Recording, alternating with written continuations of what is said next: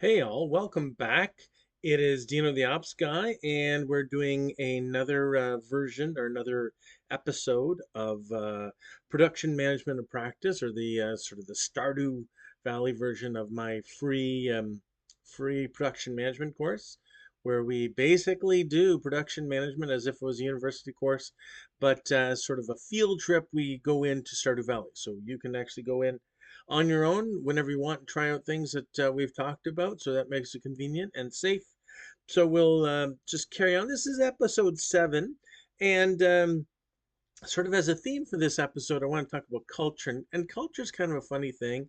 I know culture, the word can mean a ton of things, which any of which can be funny. But when we get to production management, this is really the heart of the divide between the academics and the practitioners. When I was doing a PhD starting in 2004, and there was a couple things that really turned me off, but one of the things that really turned me off was the fact that academics just did not represent any notion of culture or any notion of interaction in the workplace as important to operations. They felt that, yeah, if you're doing organizational design, if you're doing organizational, behavior, that's fine. We'll talk about those in those courses, but really, I go back to those courses lead to a position of, let's say, human resource management kind of thing.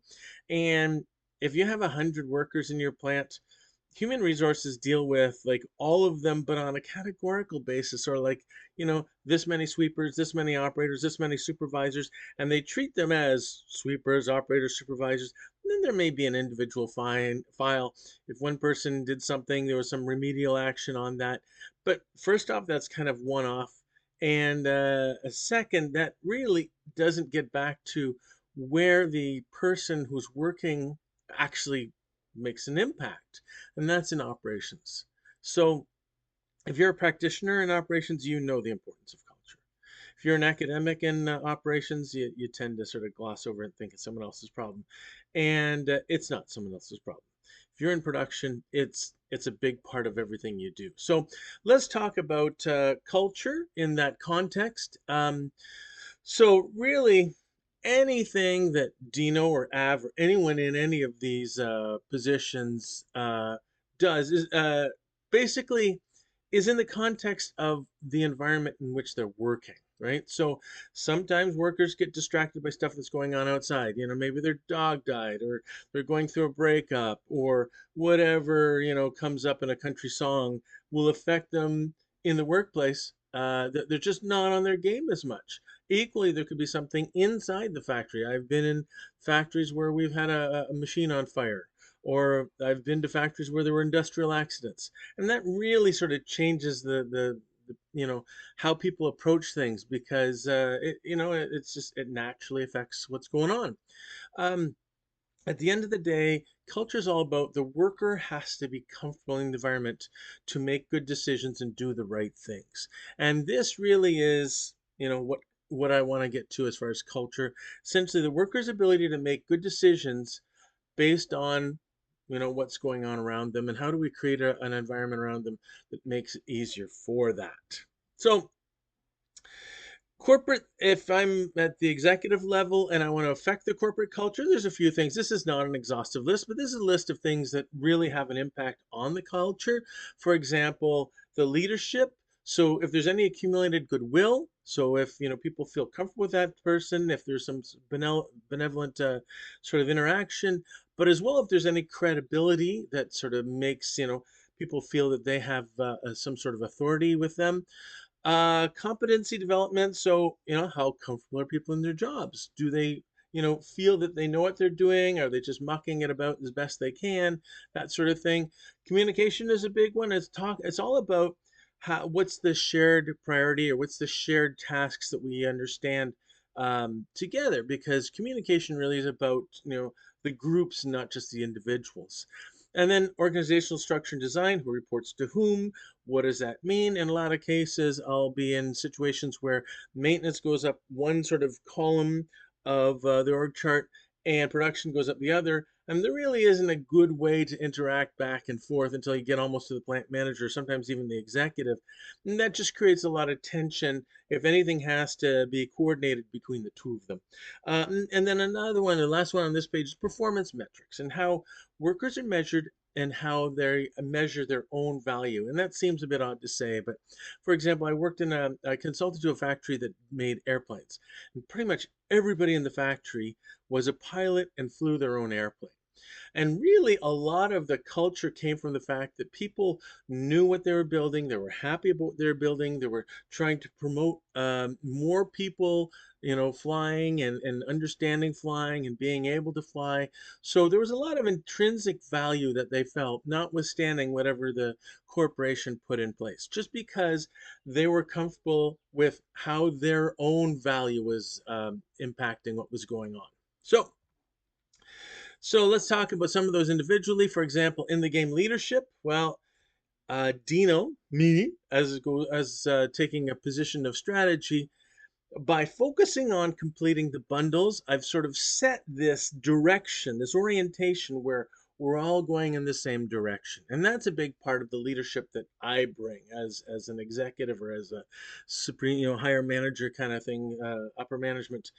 Av, on the other hand, will focus on watering can efficiency, and really has made a point to communicate that among his people, among all the stakeholders. So that's another form where leadership, not necessarily from all on high, but has an impact on what's going on and how it makes a difference in the culture. So competency development, basically, how comfortable are you? Excuse me, that you know what you're comfortable in your job.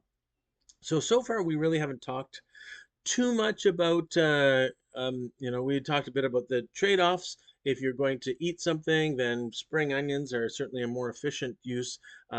We lose less money eating spring onions per energy we get than other things like a forage item. We get into walking times so that if you're going down pretty much anywhere in the map, it's going to be kind of an hour, but we can be specific. If you're going to the mines, one direction's an hour, one direction's 40 minutes.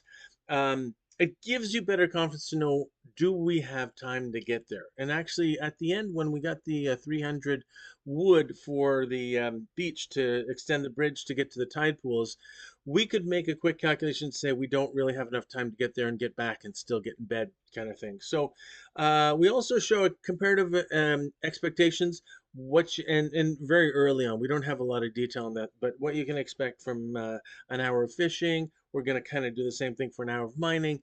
All of these help you feel more comfortable making the decisions that you want to make in that position. So all of those lead to competency development, right? So the ledger and the plant map, sort of the map of how we set up the plants, will capture, understand what's occurring in the process. This also allows the people who are making decisions, right, to view and assess the practice and say, are we doing the right things? Are we heading in the right direction? All part of competency development. Communication's a big one. I gotta say, if I'm in my role as a continuous improvement person or Lean Six Sigma, any of that, more than half of the time I spent doing work is going to be on change management and trying to get this common understanding of what's going on, getting everyone on the same page. Communication is a huge deal in production management. So it's often misunderstood, though. It's often seen as if we only had better communication, we could solve all of our problems, which is not true.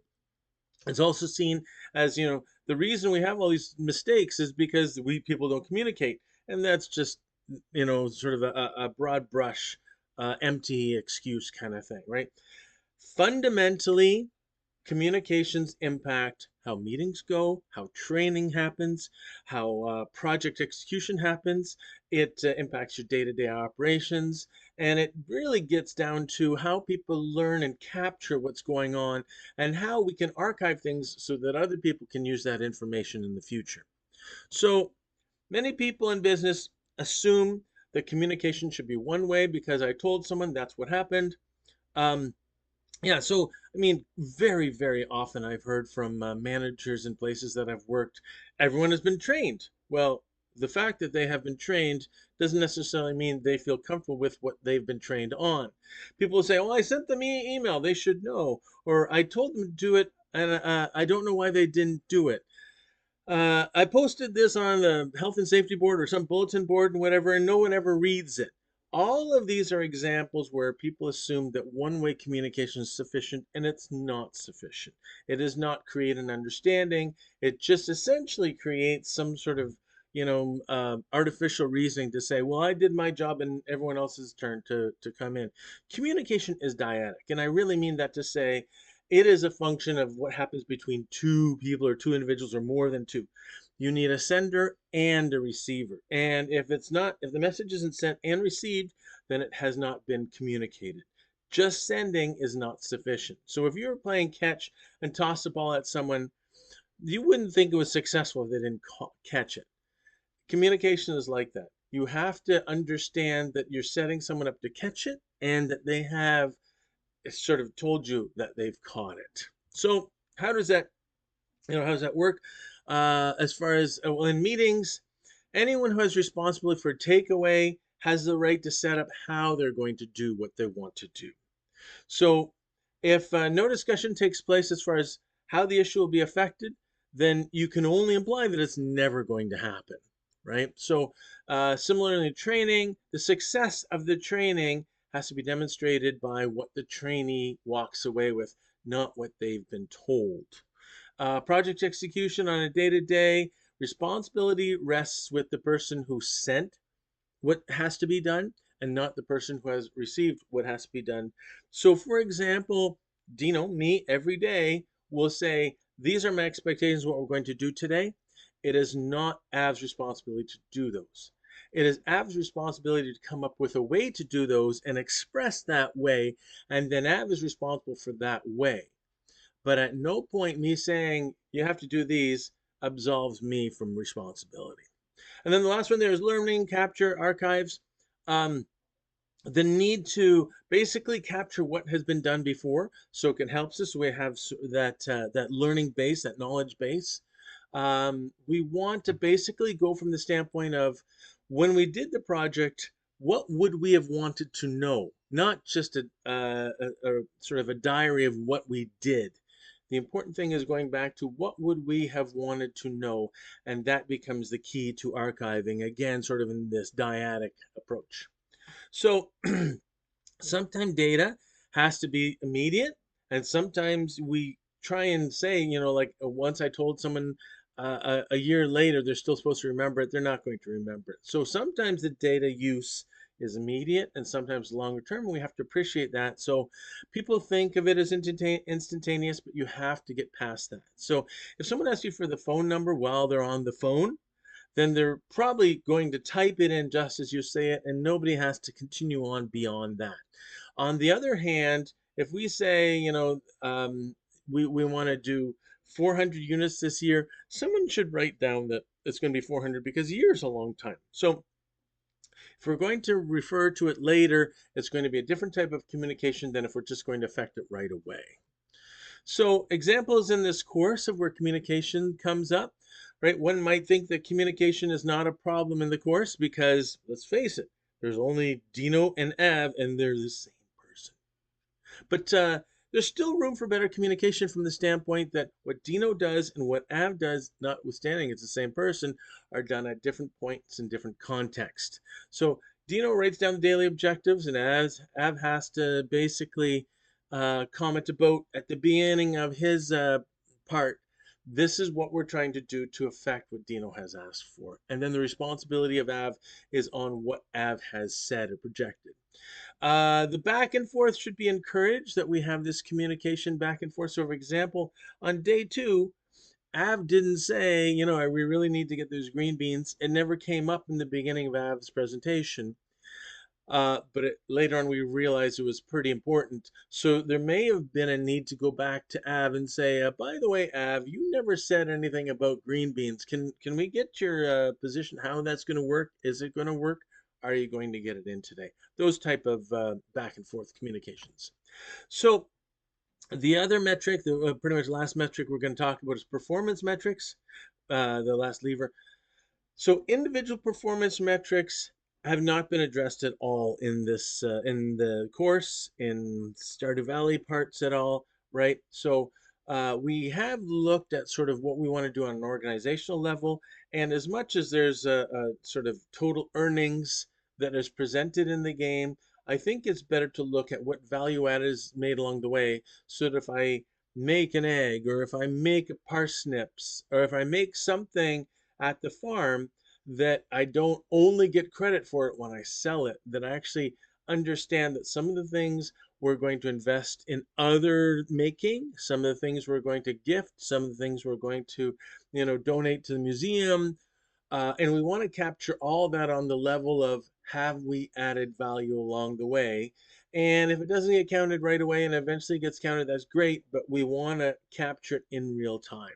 So how to assess, if we want to go back to all of these things talking about culture, how do you assess a culture, if it's a good culture, a bad culture, or what needs to be done in the culture? Well, indirectly, you can look at those levers and say, are we doing the right thing? Are they capturing the right thing? Are we happy with the performance of those levers? That sort of thing. But probably the better way is just directly to say, you know, survey the workers and ask them. I usually just ask them, who's really good here? And what do they do? And then, someone could say, well, the best person here is my buddy. Actually, a good example, when I was at General Motors, in the maintenance department. Now, maintenance is kind of a funny beast from the standpoint that the company makes the most money when the maintenance people are sitting. If the maintenance people are working, that usually means there's a problem in production. So it's kind of a backwards metric kind of thing. But when you get to the maintenance part and you're asking someone, who's really good as an electrician, they say, oh, Bob's really good. Okay, why is Bob really good? Because while we're playing cards, he can go out, fix a machine, and come back before the next card hand is dealt. Well, that's great for Bob and what's going on at the card table, but that really doesn't help the company in a bigger sense. So there you have a disconnect between the corporate culture and the sort of the community culture that's in place, and that's something that you would want to address, for example. So we're going to start off with day 7. Av, you got a fair bit to do.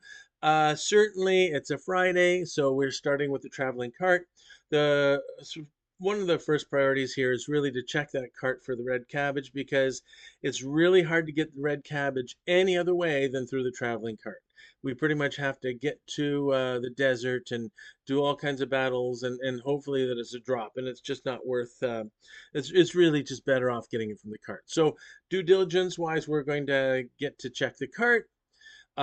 We have forgotten to build scarecrows, so let's build a couple scarecrows so we can protect our crops, so we don't keep losing the scarecrows. We want to, so I did some research on this, and I thought, I mean, I've already played 2,500 hours in the game of Stardew, and I still don't understand what triggers the community centers. You probably have seen in the last couple episodes, I'd go to the community center door and just sort of check and say, is this enough? Have you decided? Well, to trigger the community center, I now realize you have to enter the town between 8 a.m. and 1 p.m., and you have to do it on the specific connection between the farmhouse and Pierre's. And apparently, I haven't been doing that. I've been going in the southern route, closer to Marnie's farm through to, essentially towards the beach there. And that has not triggered the community center. So we want to trigger the community center by explicitly walking on the path from, past the bus stop there, between 8 a.m. and 1 p.m. towards Pierre's. And then hopefully we get the community center triggered and opened. That would be a big help. We want to harvest the crops, right? So we want to keep a couple of potatoes in storage. We want to, or put them in the community center when it finally opens. We want to sell the parsnips, and ordinarily we'd want to replant with parsnips. At this point, I think we're better off. It's only like 3 or 4 spots. I forget the specific, but it's half a dozen, let's say. And if we find carrots, it would be great to have the room to plant those carrots. If we don't find carrots, it's not a big loss. So we're just going to stick with that. And the only planting I'm looking at is if you do find carrot seeds kind of thing. Let's put those in. And then processed geodes. So we got 6 geodes. Let's take them. Let's whatever we get out of them, we can give to Gunther. We'll give to Gunther. After 5 items in Gunther's collection, we actually get cauliflower seeds. It's not urgent, but if we can get them earlier, then that just means money on the books a little earlier. And then the last thing, it's kind of split. If it's lucky, then your chances of finding ladders in the mine increase, so you can go through a lot more levels faster, a lot more floors faster. So I'm saying if it's lucky, let's go to the mine, get as much copper as we can, get as much bug meat or essentially the insects as we can to work our way towards the insect head weapon. But if it's not lucky, like if it's let's say neutral or on a scale 1 to 5 kind of thing, a 1 or a 2 and potentially a 3. Let's just stick around. We need wood for the scarecrows anyway. Let's just keep chopping wood until we get, if we can, up to 300 or so. Then we're in a good position for the coop. So let's prioritize the wood over the mining should we find that it's not a lucky day. So there's a lot on that. Av, I'm going to turn it over to you, and hopefully you'll get a good shot at a lot of that. Thanks, Dino. All right, let's get to. So the specific request from Dino was check the traveling cart for red cabbage, build 2 scarecrows to protect crops, trigger the community center, harvest crops, process geodes, and then based on luck or unluck, either continue chopping wood or mine for copper and insects, essentially.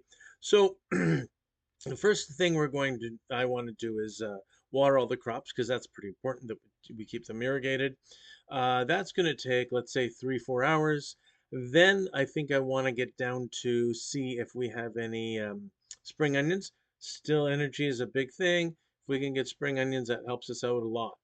That on the way or on the way back, we can stop at the traveling cart, so that works itself in. So let's call it another hour there, hour back. We're talking in the 5 hour range, starting at 6 in the morning. That puts us 11, almost 12. At that point, we really have to shoot across, and we can't take the southern route. We have to go towards Piers, past the bus stop. Hopefully, that will trigger Lewis with the community center, and then we can just carry on. We'll bring geodes and get those taken care of with Gunther, and hopefully everything works out. Early on, we're going to figure out if it's lucky or not, and then make that decision. But that's what I'm going to be responsible for, that plan. Okay, so let's pick it up here on the screen where we're actually going to see weather and fortune. Now, if the weather is good tomorrow, then we are going to look at, well, if the weather's good, that's not a big deal. If the weather shows rain, which it does not, then it would be a good idea to look at seeing if we can get our watering can fixed. But no, and the sort of the luck, it's sort of a level 2 out of 5. So we're going to focus on getting stuff done around the farm, like cutting wood. So there we were just helping out our little cat there. Meow, meow is so cute. Watering all the plants. We're this pattern that we're doing here seems to work very well. Sort of a middle down top, middle down top. Notwithstanding, every once in a while we do need to get. Oh, we got some new ideas to sleep on. Farming has increased to farming 2. So as we sort of work this through, we will find other patterns that potentially make it a little better. And we have the capture so that we can test, sort of hypothesis testing to see if those patterns are in fact better. So that's along the line of what I'm trying to do with better watering quality, if you will. So let's get this all watered. Then we're going to make our way down for the spring onions. Hopefully there are spring onions. It's otherwise we're spending a lot of time faffing around trying to get all the seeds right for the field snacks. Not to say that doesn't work, but it's just a lot more work if we have to sort of always look for what's the next tree we want to cut down.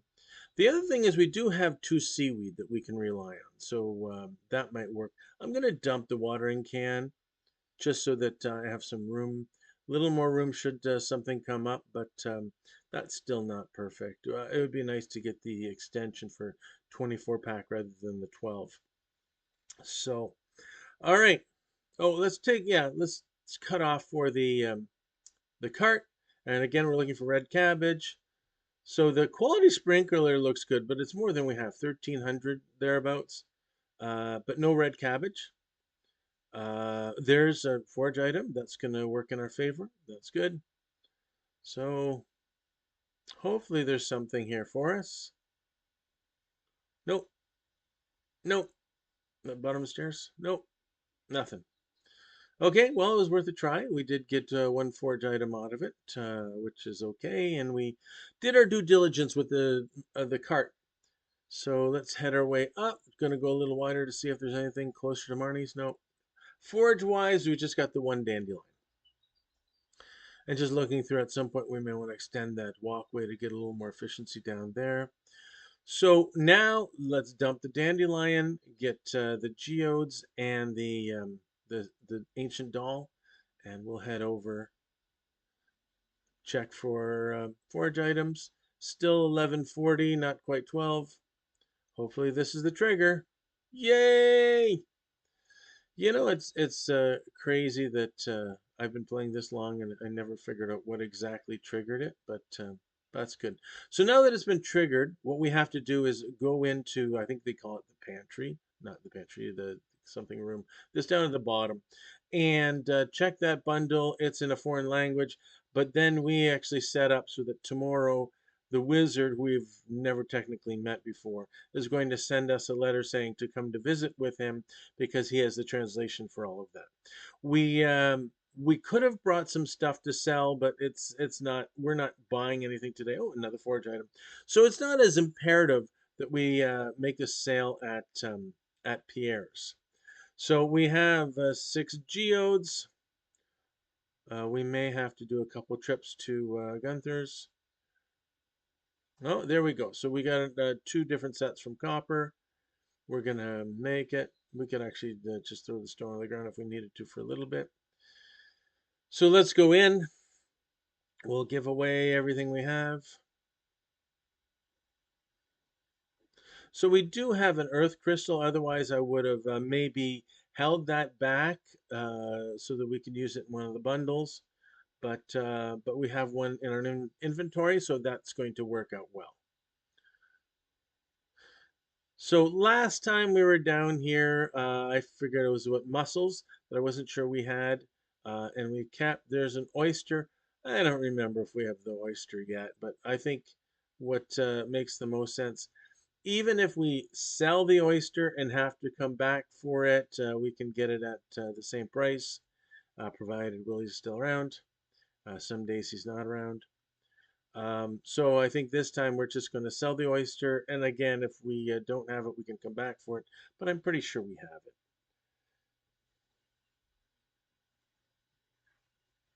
So we're making our way.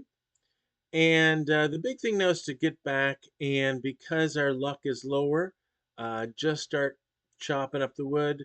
Because we didn't find any spring onions, let's be efficient about the energy. That's going to take a bit of time, just that efficiency. Um, but we're going to make our way and hopefully get a whole bunch of wood. The first thing we're going to have to do with that wood is, oh yeah, the cauliflower that Gunther gave us. We'll have to plant that at some point, but again, it's still worth starting with getting the scarecrows. That's going to be a big thing. So let's get some seeds. We'll try and do what we can. Oh, there's a full set. That's nice. It's nice when they come in sets like that. We want to clear a path. Certainly, one of the paths that I spend a lot of time is from the house to the greenhouse and then just pass in this direction. I try and set up this area where I am as a rows of trees that if I do need wood in a hurry, I can just go chop, chop, chop, chop, chop, chop, chop. We're running out of room here again. So we're going to have to leave some stuff on the ground, be a little efficient as far as how we do that. So I do want that wood. Let's go through. We got seeds. It's nice that we get two seeds from, not both from there, but from the chopping of the weeds. And one more.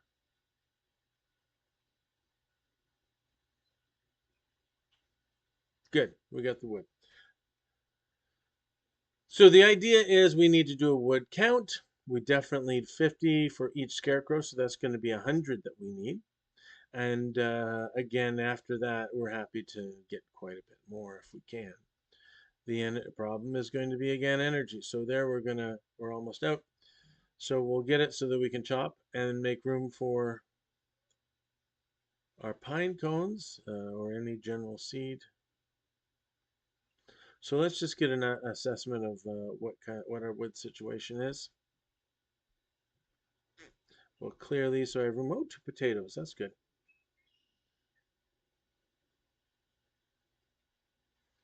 Okay, let's consolidate them. We got 34 wood.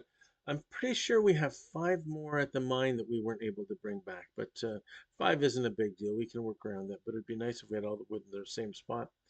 We got 50 is the magic number for the first one. Again, the seaweed, in case we totally run out of stuff to eat, we can fall back on that. It's nice to keep it because sometimes people will ask for quests with seaweed. But if we wanted to sell it, it's just as easy to eat it rather than sell it. It's a good return for energy to G. So, yeah, we're gonna be okay as long as we keep getting those seeds. And there is our first scarecrow. And the scarecrows will cover 8 in every direction kind of thing. And it's pretty rounded. So even up and down, it's going to be 8 left and 8 right. And then 1 row, 2 row, 3 rows up. I think even 4 rows up, it's going to be 8 on either side. So we can actually map out. And when I do get to, once I have the scarecrows in place, the plot maps, I do have a little yellow highlighted area where I know everything, where the everything is covered by the scarecrow. So if I want to plant somewhere that's not covered by the scarecrow, I'll know that it's either exposed. Sometimes I don't care. For example, if I'm planting rice, or that I need another scarecrow. So, for example, once I get into the honey stage and I want to plant flowers near the honey, I don't want to lose those flowers to the crows. So I will actually set up another scarecrow just for them. Okay, we're back to another getting as much as a use of we can of those field snacks. So we have 8 is more than enough. I think that's good. 10, I think it is. And this is where the reason I'm doing a separate area for cauliflower is because if you get groups of 9 in this 3 by 3 formation, there is a chance that when they grow up, as long as they're all planted the same, they're all fertilized the same, etc., that they'll end up being one big cauliflower. And instead of 9, I think it returns like 16 or 17 or whatever. So you get a premium for that. It doesn't always happen. The odds are pretty low. We could probably figure out the value of that through the odds. But given that rather I plant them hopscotch or just a group of 9, I had to create new plots anyway. So creating those new plots just to take advantage of that 9 orientation is probably okay. So it is probably worthwhile. We're running out of time here. Let's put everything back and get ready to go sleep. Oh, we got some extra. So we needed some of the coal for scarecrows. So I didn't know how much to keep. But now that we've made our scarecrows and we still have a couple extra coal, we might as well finish up with copper, using some of our stone to create some infrastructure here so we can walk faster on this path. You know what? I see that copper all done. Let's put another round of copper in. Drop off. And then it's pretty much time for bed. We did get our level 2 farming. There you go. So everything's good. Back to you, Dino. Thanks, Ab. So we're going to go through what happened. Day 7 objectives. Check the traveling cart. We looked for red cabbage. We didn't see any red cabbage. We saw some other things we liked. Certainly the sprinkler. I think there was stuffing that had a buff. I think there was even mining candy or something like that. But we're not in a position to spend a lot of money early on, so we just let that go. Didn't find any spring onions, which really, energy is going to be tough, I guess. So the other thing we want to do is build 2 scarecrows. We got those, so now our crops are protected. Wanted to trigger the community center. It's crazy that I could spend 2,500 hours in this game and not figure out how the community center actually was triggered. Just sort of expected, oh, it's going to happen any minute now. But I mean, that happens in production too. Like, there are times where you're in production, you've worked with the same supplier for years, and there's something you figured out later that you never figured out. So that happens. You just roll with it. We wanted to harvest crops. So the potato we got to store it, we want to put that in the community center in the bundle, but it's no community center yet. So we're going to store that, sell the parsnips. We didn't have to sell it at Pierce because we don't need the money right away. So we could sell it, we could ship it, and that's not a big deal. Look for carrots. So we didn't find any carrots. It would be nice to find carrots. They're even more energy efficient for eating than spring onions. They're probably my favorite for food wise. Processed geodes. We wanted to bring the ancient doll, and we also had all the rest of the stuff from the geodes. It worked out that we had all 5. So I should say we worked out that we had 5 items plus the one that we had done earlier in the week to give us our 9 cauliflowers. So that worked. And the day was not set up to be a lucky day, so we knew to go towards the wood, and we did a good job of that. So covered off most of the stuff we did. Again, kudos to Av for doing the right thing at the right time in the moment. So carrying on, because it's the end of the first week. I mean, it's day 7, and Stardew Valley actually runs sort of in months, but it also has this cadence of weeks from the standpoint that the things are open the same day of the week or closed the same day of the week. So you have this week cycle. So at the end of the week, you sort of get the full gamut of sort of what you're up against on this sort of cadence level.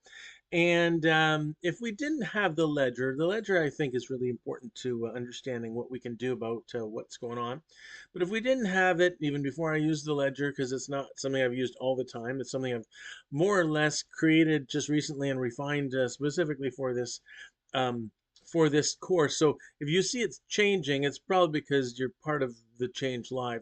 But in the last, I had like 4 or 5 sort of pre-runs where I was using a lot of the same principles, sort of like dry runs, if you will, or dress rehearsals. And of those 4 or 5 on day 7, they ranged on total earnings from 3430 to 4387, so we're kind of in that range.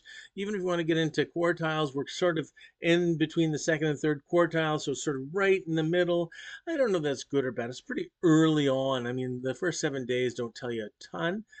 You want to get stuff established the first 7 days, but from a direction wise, I'm hoping we're doing okay, but essentially we're where we should be. So the crop planner is also, if you spend the time to use a crop planner, we could put in the different things, and I put them in the way I would have put them in the ledger. But you can see there's only, like, on day 1, there's like 4 items, and then there's a dot, dot, dot, or on the bottom, we can't show them all. Um, but there's really only, I think the other thing that was in there was the spring crops and stuff. No, spring crops, you can't even put them in. So the ledger doesn't have a good, the crop planner doesn't really have the best capture that we're hoping for, and it's really not made for that. I'm not trying to diss the crop planner. It's a great idea if you've never used it before. You can get a lot out of it. And again, it's like most IT packages that you see in business. It's impressive. Whether it's exactly what you're looking for, or it's all the data that you need, well, that could be a different story altogether. But from that, we know we're going to get before the Egg Festival 2,100, and we want at the Egg Festival between 1,000 and 2,000 just to spend on strawberries. So that puts us in good stead. So if we didn't have the ledger, this is kind of the data we'd be looking at, and we'd say, yes, things are on track. It's exactly kind of where we want to be. and we'll continue on. Now, we do have the ledger, so of course we're going to take a different approach to how we're going to sort of talk through this stuff. So first off, if we're just looking at farming, I do have a little cursor here that kind of helps me out. So if I'm looking at just the harvesting of the parsnips, we planted them day 1, at 2, at 3, etc., but we didn't harvest them until day 5. On day 5, we got just over 1,000 G from the harvest, but the number of plants that we needed would have cost us, just for that harvest, would have cost us 600. So we sort of have the, $600 leads to 1,058 kind of thing, or the next day 260 worth of inventory leads to 463 revenue, etc. So we can actually collapse these to say, for the week we got $1,600, 600 G or whatever worth of revenue for just under $1,000, 1,000 G worth of inventory. So we get not just what the top side or the earnings or what the good side is. We know what's been invested to get that. So we do the same thing for the potatoes, and we know there was just one harvest of potatoes. We got one potato that gave us 80, so it was just a regular potato. It wasn't iron or gold or anything like that. And that potato plant, the starter cost is 50.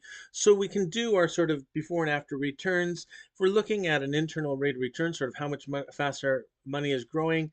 On the parsnip side, those returns on the first day were 15% per day, 16% per day, and 15% per day, which is really good as long as you can continue that growth and you have more plots to add to invest in that.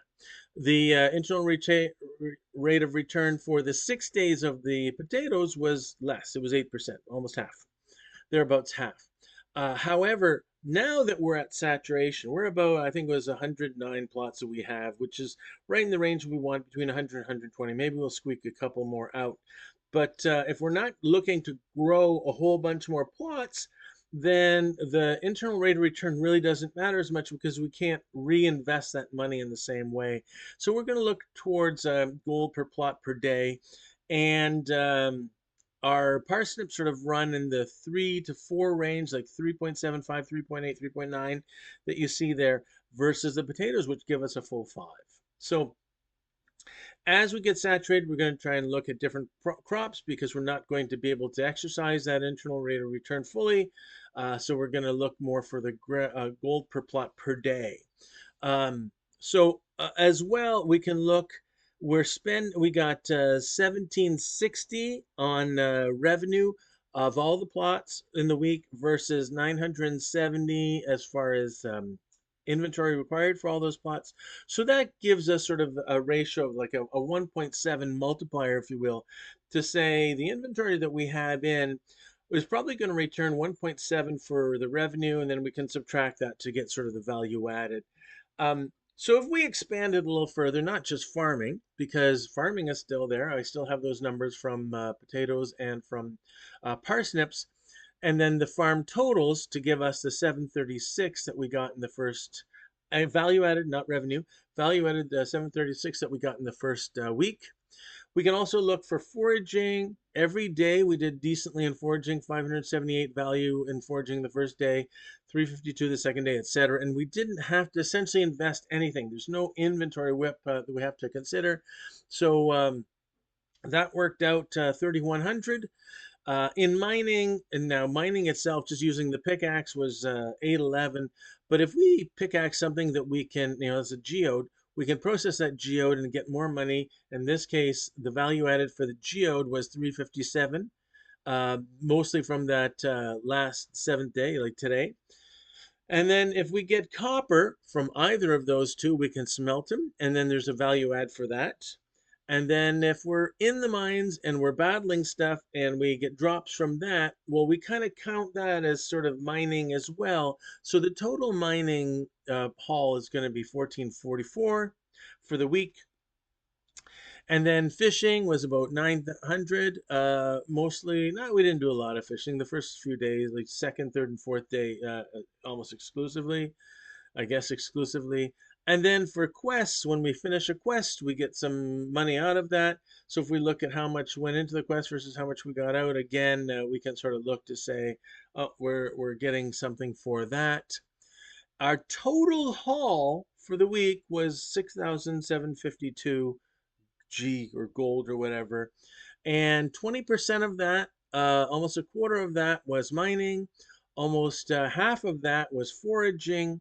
So we're getting a feel early on. Farming wasn't paid off because of that delay. It will start to pay off more, but we really did decently well in foraging and as well mining, even though we didn't get into the mines per se until that last couple of days. So foraging is a big value generation at first. We can't really expand that. I mean, other than just walking over more territory that we haven't seen, there's a limit to what we can do in foraging. It just becomes a crapshoot. Um, so we're going to focus a bit on crops, but also on mining and fishing as we go forward. If we want to sort of extend this out even further, you can see the what we were talking about was on the top there, but we can get into what's planted in the ground for inventory for farming. Well, we have 36 parsnips. So let me use my little pointer there. 36 parsnips that have 1 day left, 35 parsnips that have 2 days left, 14 parsnips that have 3 days left, two potatoes have 4 days left, two potatoes have 6 days left, etc. And we know how much was invested to get that quantity that had to be in the ground. So we know we have 3,400, almost 3,500 invested in crops that are going to come due. However, not all of them will be available by the time we get to the Egg Festival, so I've broken those out separately to say we have 2150 invested in crops that are going to be harvested and be able to be sold at Pierre's, so that money could be used for the Egg Festival to the tune of 2150. If we use that 1.7 multiplier, we can say, well, now it's going to gain us about 3,500 revenue. So we can start using that money to say we have about 2,000 now on hand. G, we add the 3,500 that we're expecting to get just from the farming, and by the time we get to the egg festival, just for those two, we're going to have about 3,500. So we're also going to be able to do quests. We're also going to be able to do mining. We're also going to be able to do other things. But that is sort of our baseline. So we have an understanding of what's going on for the Egg Festival. As well, we can look at, there's other investments we've made in chests, in the tide pool bridge, in equipment that we use for mining. Like, for example, we could sell a rusty sword and just not fight at all. Not a good idea, but you could. So when we want to include that, we have about 1,000 G or gold invested just in things that are going to help us in the future indiscriminately, if you will. So there you have sort of a big picture understanding that goes well beyond just the crop planner and what our total revenue is. So it'll give you a feel for where we're strong, where we have to develop, what we can expect going forward from certainly what's invested in the fields, etc. And I think this gives us a much bigger, rounder picture of what's going on than otherwise. So I'm going to summarize this. Most of our value added has been foraging, and that's just the nature of there's not a lot of upfront stuff for foraging. And a lot of it has been built of the fact that we've just need a lot of wood resources, which is foraging, or we're going to need, in some cases, stone resources, which is foraging. And we opened up the tide pool, so some of that we've expected bumps, and we've done really well with that. Mining has also contributed, right? So again, we're going to use a lot of resources from the mining, certainly when we get into the ores, like the coals and the copper, and eventually the iron and the gold. So we've limited in farming the number of plots that we really want to get to, but we can expect that 1.7 multiplier on WIP if the pattern continues. And we have, again, going through the calculation before the Egg Festival, if we have $3,500 that we can pretty much guarantee for the Egg Festival, not counting quests, not counting fishing, not counting mining, then the $2,000 2,000 G backpack is a slam dunk. Once we get $2,000, we're gonna walk into Pierre's if it's open and invest in that. But we may want to consider even looking at the copper watering can. If we don't exactly have 2,000 for strawberries on the Egg Festival day, if we only have 1,500, that's still okay. And again, there's other sources of revenue. So if we get a rainy day and we have the copper and we're thinking now is the right time to upgrade the watering can, the decision's probably going to be just go for it. So hopefully that gives you a good understanding of how well we're doing, where we are, and how you would do sort of a performance summary if you were in a production situation. So I want to leave it with a quiz. I mean, you don't have to submit anything. I'm not going to give you a grade necessarily, but just sort of questions that you want to reflect on, and respond to. Maybe I'll respond to in a short. My kids are telling me I should be doing shorts. So the first one, these are all true or false questions. The first one is true or false. The plant would be more productive if Dino, the manager, just ran the plant and left Av, the production staff, out of decisions. So we've discussed a bit about the role of Dino and the role of Av and what's going on there. So true or false, it would just be better if Dino did everything and Av didn't do anything at all. We'll let you address that. The second one is is it true or false that Av is responsible for completing all the objectives that Dino sets out each day? So there's a picture of at least the day one, a little snapshot of the day one objectives here. Uh, is that the responsibility of Av to complete all of those, or sort of what's the dynamic? And the true false question really is Av responsible for that?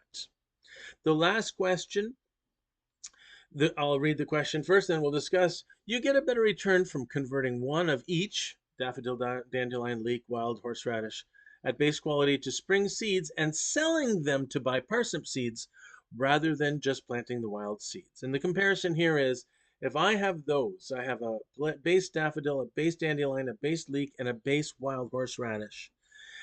If I consolidate those to seeds and sell the seeds to parsnips, is that better than taking those as seeds and planting them? And I'll let you get to that. So those are sort of the three questions, just sort of get you in the right mind space. Are we picking up the right things? Are we at the right depth? That sort of thing. So hopefully you can have fun with those. Hopefully you're getting something out of this, even if you don't take the quiz at all. Certainly, if you have ideas that you want to, if you have comments as far as things I can improve, things that should go faster, slower, things I should include, exclude, I would love to hear them. But other than that, thanks for hanging around for the whole week. If you got this far, and we will pick it up next time with episode 8, where we start the second week, day 8. So this is Dino the Ops Guy signing out.